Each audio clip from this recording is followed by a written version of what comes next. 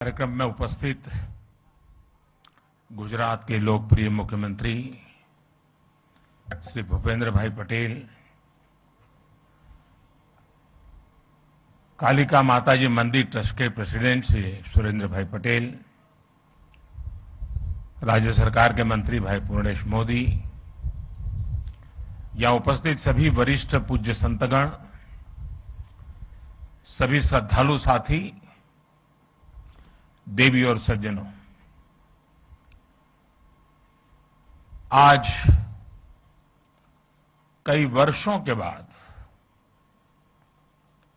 पावागढ़ मां काली के चरणों में आकर के कुछ पल बिताने का,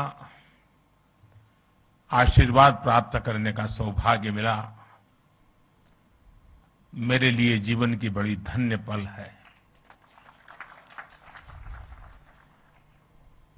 सपना जब संकल्प बन जाता है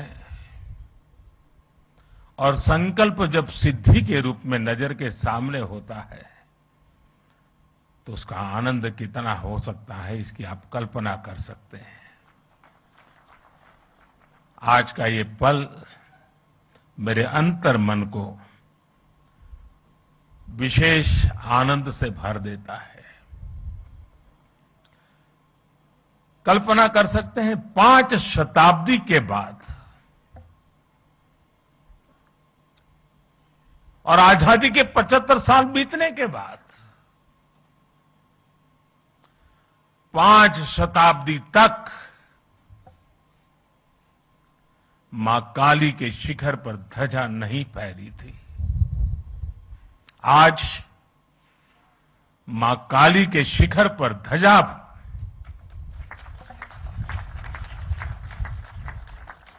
ये पल हमें प्रेरणा देती है, ऊर्जा देती है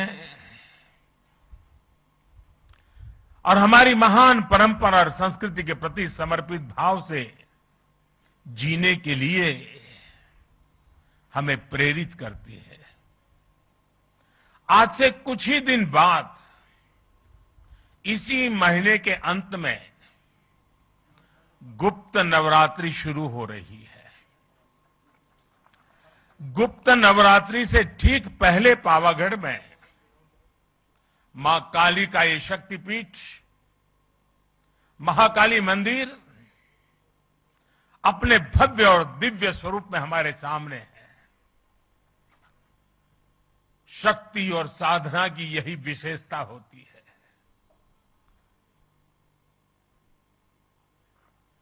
गुप्त नवरात्रि है, लेकिन शक्ति सुप्त नहीं होती है, शक्ति कभी लुप्त नहीं होती है। जब श्रद्धा, साधना और तपस्या फलीभूत होते हैं तो शक्ति अपने पूर्ण वैभव के साथ प्रकट हो जाती है। पावागढ़ में महाकाली के आशीर्वाद से हम गुजरात और भारत की उसी शक्ति का प्राकट्य देख रहे हैं। आज सदियों बाद महाकाली का ये मंदिर अपने विशाल स्वरूप में हमारे सामने, हमारे मस्तक को भी ऊंचा कर देता है। आज सदियों बाद पावागढ़ मंदिर में एक बार फिर शिखर पर ध्वज फहरा रहा है। ये शिखर ध्वज केवल हमारी आस्था और आध्यात्म का ही प्रतीक नहीं है। ये शिखर ध्वज इस बात का भी प्रतीक है कि सदियां बदलती हैं, युग बदलते हैं, लेकिन आस्था का शिखर शाश्वत रहता है। भाई और बहनों, अयोध्या में आकर आपने देखा होगा, भव्य राम मंदिर आकार ले रहा है। काशी में विश्वनाथ धाम हो या फिर मेरे केदार बाबा का धाम हो। आज भारत के आध्यात्मिक और सांस्कृतिक गौरव पुनर्स्थापित हो रहे हैं। आज नया भारत अपनी आधुनिक आकांक्षाओं के साथ साथ अपनी प्राचीन धरोहर को भी, अपनी प्राचीन पहचान को भी उसी उमंग और उत्साह के साथ जी रहा है। हर भारतीय उस पर गर्व कर रहा है। हमारा ये आध्यात्मिक स्थल हमारी श्रद्धा के साथ साथ नई संभावनाओं के भी स्रोत बन रहे हैं। पावागढ़ में मां काली का मंदिर का पुनर्निर्माण हमारी इसी गौरव यात्रा का एक हिस्सा है। मैं इस अवसर पर मां महाकाली के चरणों में नमन करते हुए आप सभी को हृदय से बहुत बहुत बधाई देता हूं। आज का ये अवसर सबका साथ, सबका विश्वास और सबका प्रयास का भी प्रतीक है। साथियों, अभी मुझे मां काली मंदिर में ध्वजारोहण और पूजन अर्चन का सौभाग्य मिला है। मां काली के दर्शन करते समय मैं सोच रहा था कि आज मां काली के चरणों में आकर क्या मांगू। मां काली का आशीर्वाद लेकर इतिहास गवाह है, स्वामी विवेकानंद जी मां काली के आशीर्वाद लेकर के जन सेवा से प्रभु सेवा में लीन हो गए थे। मां मुझे भी आशीर्वाद दे कि मैं और अधिक ऊर्जा के साथ और अधिक त्याग और समर्पण के साथ देश के जन जन का सेवक बनकर उनकी सेवा करता रहूं। मेरा जो भी सामर्थ्य है, मेरे जीवन में जो भी कुछ पुण्य है, वो मैं देश की माताओं बहनों के कल्याण के लिए, देश के लिए समर्पित करता रहूं। गरवी गुजरात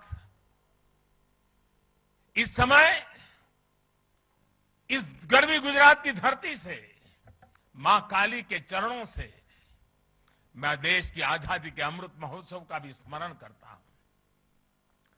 साथियों, गुजरात ने जितना योगदान देश की आजादी की लड़ाई में दिया है, उतना ही योगदान देश के विकास में भी दिया है। गरवी गुजरात भारत के गर्व और शान का पर्याय है। गुजरात ने भारत के व्यापार का भी नेतृत्व किया और भारत के आध्यात्मता का भी उसे संरक्षित करने का पूरा प्रयास किया। सदियों के संघर्ष के बाद जब भारत आजाद हुआ तो हम गुलामी और अत्याचार के घावों से भरे हुए थे। हमारे सामने उस अपने अस्तित्व को फिर से खड़ा करने की चुनौती, उसको लेकर के हम खड़े थे, लड़े थे। भारत के इस सांस्कृतिक आजादी की शुरुआत भी सरदार साहब के नेतृत्व में गुजरात से ही हुई थी। सोमनाथ मंदिर का पुनर्निर्माण राष्ट्र के पुनर्निर्माण के संकल्प के रूप में हमारे सामने आया। पावागढ़ और पंचमहाल आज सोमनाथ की उस परंपरा को आगे बढ़ा रहा है जिसने गुजरात को पूरे देश में पहचान दी थी। आज जो ध्वजा फहराई गई है वो केवल महाकाली मंदिर की ध्वजा नहीं है, बल्कि गुजरात और देश के सांस्कृतिक गौरव की ध्वजा भी है। पंचमहाल और गुजरात के लोगों ने सदियों से इस मंदिर की भव्यता के लिए प्रयास किए। अब सोने से बढ़े इस कलेश के साथ इस मंदिर से जुड़ा वो सपना पूरा हुआ है। आज पावागढ़ और पंचमहाल की तपस्या सिद्ध हुई है। पंचमहाल और इस क्षेत्र में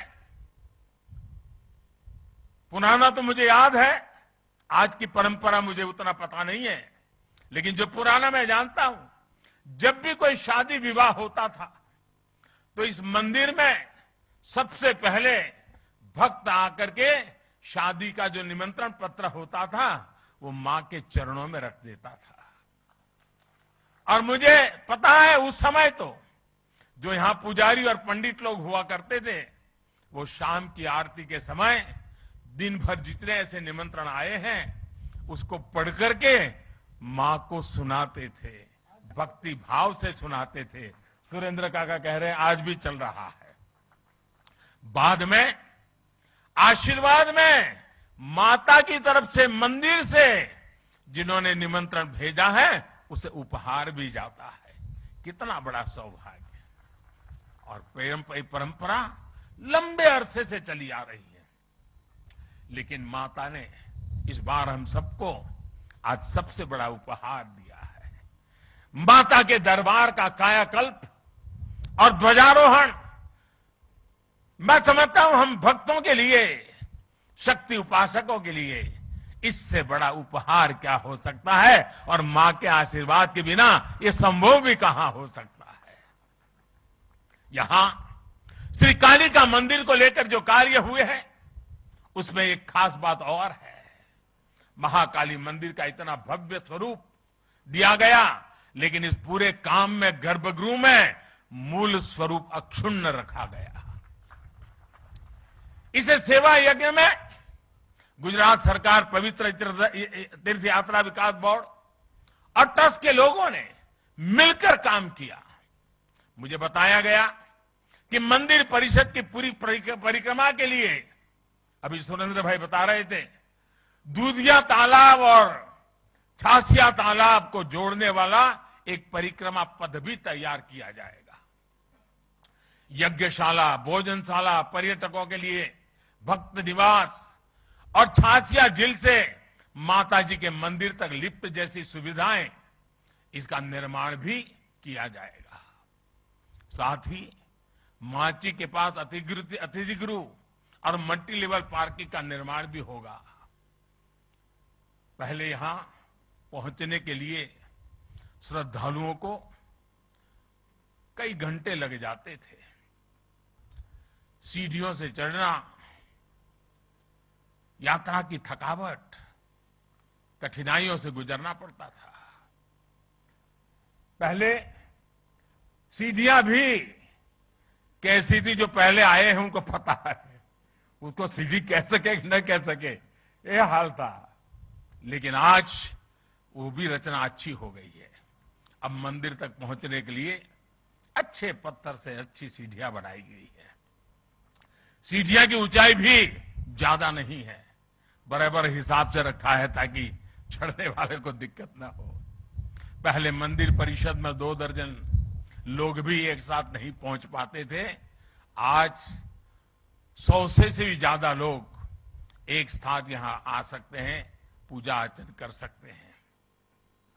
भीड़ का दबाव कम हुआ है तो यात्रियों के लिए सुरक्षा भी बढ़ी है। मंदिर परिषद के विस्तार से भगदड़ जैसी घटनाओं से भी बचा जा सके, और हमें निरंतर जागरूक रहना ही पड़ता है ऐसी जगह पे। और अब तो इसके बाद शायद यात्रियों की संख्या बढ़ जाएगी। हमें उन सारी व्यवस्थाओं की चिंता करते रहना पड़ेगा।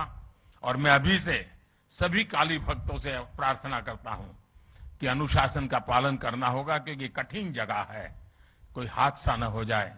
पहले कई बार हादसे होते थे, बड़ी चिंता सताती थी, लेकिन मां के आशीर्वाद से फिर गाड़ी चल पड़ती थी।